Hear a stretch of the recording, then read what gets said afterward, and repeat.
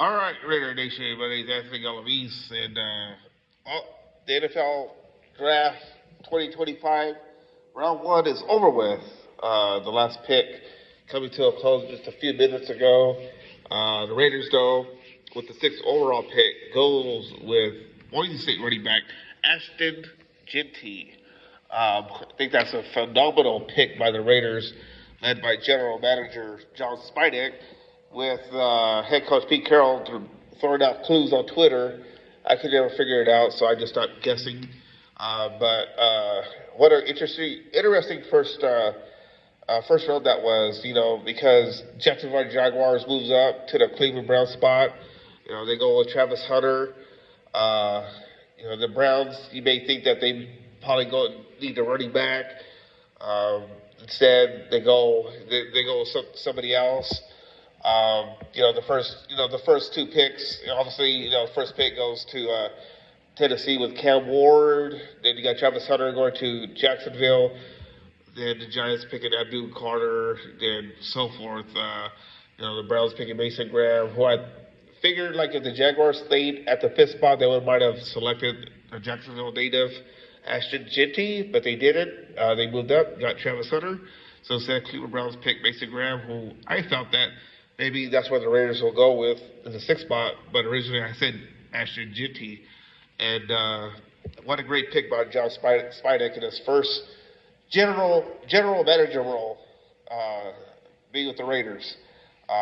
He learned a lot when he was with Tampa Bay, and now everything's just first round for him. I give this grade A, in fact A plus. Um, a lot of people are talking about Ashton Jeanty's height, which is 5'9", but there's comparisons out there comparing him to Steven Jackson. I'm trying to think of the other name, LaDainian Tomlinson, Hall of Fame running back. And trying to think if there's one more. There was another comparison, and it's slipping my mind. I think I saw it on ESPN or NFL.com. In fact, I'll take a look right now as we speak. But I just think that pick by the Raiders was really good. It was a good start for John Spidek and Pete Carroll for various reasons. Ever since Josh Jacobs went to Green Bay, the Raiders last year struggled in the running game. Now, I don't see that happening next year. I posted my story on Yard Barker already. I don't know if you guys got to see it. Go check it out on my Twitter page. I put it up there, so click on it. Take a look what you tell. Let me know what you think. What do you think about this pick for the Raiders, Ashton Jeanty? Do you guys like it? Tell me about it. It was a very again. I'm just trying to find a comparison here. I'm getting close.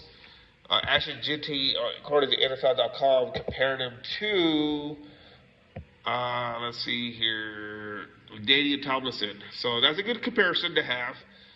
Because we all saw what Tomlinson did to the Raiders when he was a Charger, San Diego Charger, then San Diego Charger, excuse me. A lot of nightmares for the Raiders when they faced Tomlinson. So it's a good comparison, but also remains to be seen to see what happens because obviously the college game is a lot different than the NFL. And but I think the transition for Ashton will be pretty good, where he's going to flourish in well Chip Kelly's offense. It's a big deal, for him, to throw wrinkles at opponents because you also got tight end Brock Bowers, and you add Ashton Jeanty to the fold. Then you also have receivers where I think the Raiders might sign a free agent wide receiver at any point after the draft. But I still see them drafting a wide receiver. And that's for another talk, like tomorrow, whenever that happens. But great pick by the Raiders. You guys got to see the press conference, the conference call, where he met with the media through the phone line. Some of the things that he said, he was super, super duper ecstatic, just grateful for the opportunity, and thankful that they're willing to take a chance on him. John Spidek talked big on on Ashton Jeanty. He did a lot of homework on Ashton, talking to the Boise State people. I don't know if you guys got a chance to see what do you call it? Spidek talked to Paul Gutierrez on Raiders.com. If you haven't, take a look. It was a really good article. I see article. Talk about article. Really good interview on Raiders.com. The other thing that Ashton Jeanty said, he said, first of all, I've got to shout out Mark Davis, the owner, Spidek, the GM, Pete Carroll, running backs coach, McCullough. But my impression of it has been great. It's a great city. Talk about Las Vegas. There's a lot of history in the Raiders building, a lot of amazing players that went through there, a lot of winning championships, though there hasn't been any lately. So Ashton's hoping to change that around. So he said, I'm excited to go over there and be a part of that.